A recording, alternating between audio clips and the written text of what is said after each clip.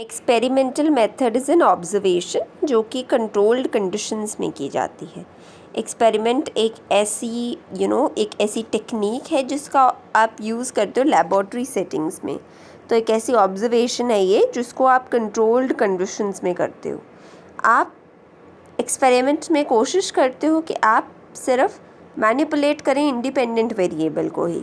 Independent variable को manipulate करके उसका इफ़ेक्ट मेजर किया जाता है, उसका effect on the dependent variable. So experiment is observation under controlled condition. पहला मेन जो चीज़ है वो ये है कि कंट्रोल्ड कंडीशंस में होता है ये।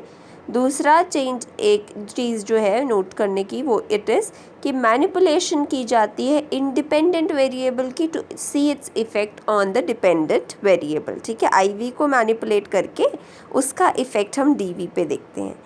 So its aim is to test the hypothesis that is derived from the theory to study the precise interpretation of the variables in their operation. So कई बार क्या कोशिश की जाती है कि हाइपोथेसिस को टेस्ट किया जाए। एम ये भी होता है कि हाइपोथेसिस टेस्ट किया जाए जो भी थ्योरी से डिराइव हो सकता है, एक प्रिसाइज इंटरप्रिटेशन करने की वेरिएबल्स को, उनके ऑपरेशन को समझने के लिए। आप हाइपोथेसिस टेस्ट करते हो जो एक थ्योरी से निकला हुआ हाइपोथेसिस है। ठीक है, aim is to test the hypothesis derived from the theory to study the precise interpretations of variable.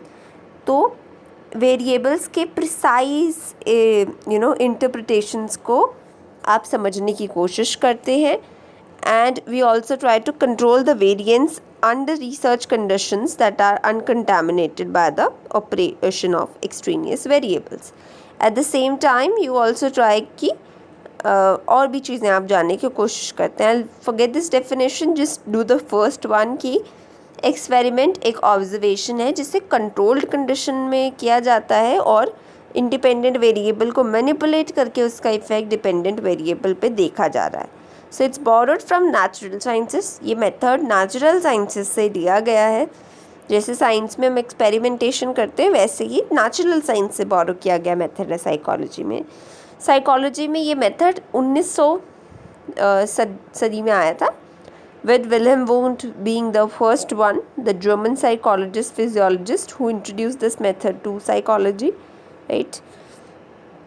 Now it offered an अब एक्सपेरिमेंटेशन या एक्सपेरिमेंटल मेथड को क्यों अच्छा माना जाता है? Because it offers objectivity as well as बहुत ही अनबायस्ड एंड साइंटिफिक वे है ये human mental and social life को समझने के लिए, राइट?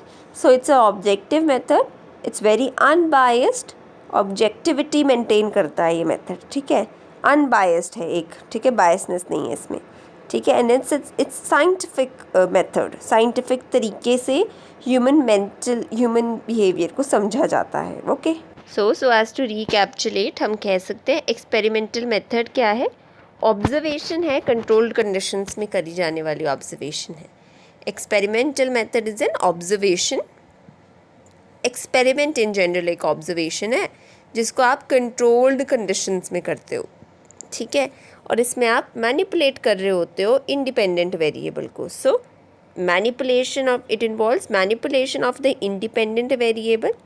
ठीक है, IV को मैनिपुलेट करते हैं, उसका ऑब्जर्व किया जाता है, उसके इफ़ेक्ट को देखा जाता है and the effect of that is being studied on the dependent variable पे उसका इफ़ेक्ट स्टडी किया जाता है।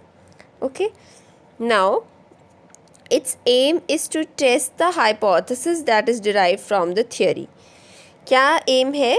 To test the hypothesis that is derived from the theory and to study the precise interpretation of that variables. ये definition हम छोड़ देंगे।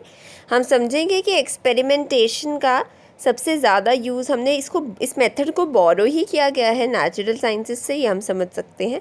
Widely psychology में ये एक्सेप्ट किया गया मेथड है। 1900s में ये मेथड साइकोलॉजी में इंट्रोड्यूस किया गया था, नेचुरल साइंसेस के द्वारा हमने इसको बोरो किया है। And the man who brought this method to psychology was Wilhelm M Wundt, right? The German psychologist और फिजियोलॉजिस्ट वाज द वन जिन्होंने इंट्रोड्यूस किया है। सो एक्सपेरिमेंटेशन